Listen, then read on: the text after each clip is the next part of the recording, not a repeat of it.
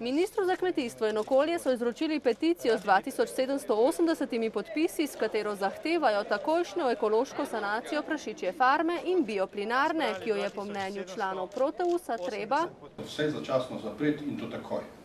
Minister Franc Bogovič, obkrožen s strokovnimi sodelavci, je prisluhnil Belokranjcem in ocenil, da je problematika resna in da jo je treba obravnavati odgovorno.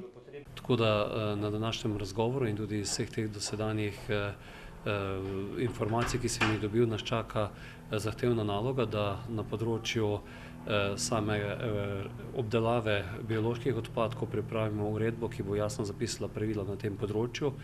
Uredba je sicer že pripravljena in je v zadnji fazi usklajevanja, vendar v njej ni upoštevano dejstvo, da je ranljivost Slovenije zelo različna in da je Bela krajina po vseh standardih zelo občutljiva, pravi dr. Dušan Plut.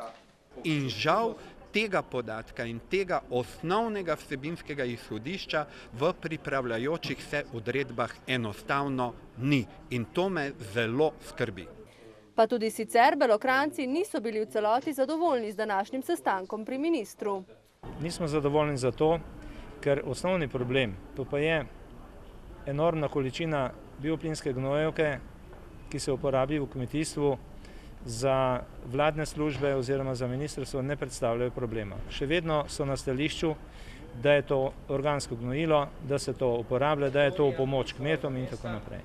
So pa zadovoljni, ker jih je minister sprejel in prisluhnil in obljubil, da se bo skupaj s strokovnimi službami sistematično lotil vseh področij povezanih s problematiko bioplinarne, ki je po njegovem mnenju napačno umeščena v prostor.